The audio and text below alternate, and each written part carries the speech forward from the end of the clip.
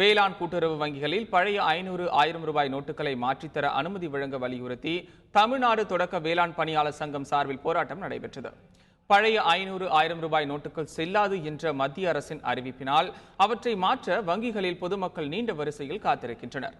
இந்நிலையில் தொடக்க வேளாண்மை கூட்டுறவு வங்கிகளிலும் பழைய நோட்டுகளை மாற்றித்தர அனுமதி வழங்க வேண்டும் என தமிழ்நாடு தொடக்க வேளாண்மை கூட்டுறவு பணியாளர் சங்கத்தினர் மதுரை மாவட்ட மத்திய கூட்டுறவு வங்கியை முற்றுகையிட்டு ஆர்ப்பாட்டத்தில் ஈடுபட்டனர். வாடிக்கையாளர்களின் நலனை கருத்தில் கொண்டு பழைய நோட்டுகளை மாற்றித்தர தங்களுக்கும் அனுமதி வழங்கி அதற்கான வசதிகளை செய்து தர வேண்டும் என போராட்டத்தில் ஈடுபட்டவர்கள் வலியுறுத்தினர். மத்திய அரசு கடந்த 8/11/2016 முதல் 500 ரூபாய், 1000 ரூபாய் நோட்டுகளை மாற்றிட வேண்டும் என்ற உத்தரவுக்கு இணங்க நாடு முழுவதும் தற்பொழுது வணிக வங்கிகளிலும் மத்திய கூட்டுறவு வங்கிகளிலும் இந்த நடைமுறை பின்பற்றப்பட்டு வருகிறது.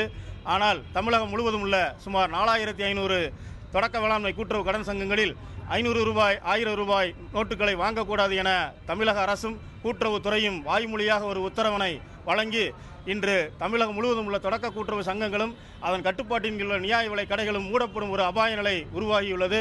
புதிய 500 ரூபாய், 1000 ரூபாய் நோட்டுகளை எங்களுக்கு வாங்க அனுமதி வழங்க வேண்டும். ஏற்கனவே உள்ள பழைய நோட்டுகளை வாங்கிடவும் அனுமதி வழங்க வேண்டும்.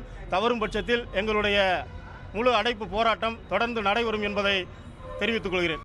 இதேபோல் கும்பகோணம், திருச்செங்கோடு, கன்னியாகுமரி, சிவகங்கை, திருவண்ணாமலை, நீலகிரி, தேனி உள்ளிட்ட மாவட்டங்களிலும் ரூபாய் நோட்டுகளை வழங்க அனுமதி அளிக்க கோரி தொடக்க வேளாண் கூட்டுறவு வங்கி பணியாளர் சங்கத்தினர் கூட்டுறவு வங்கிகள் முன்பு போராட்டத்தில் ஈடுபட்டனர்.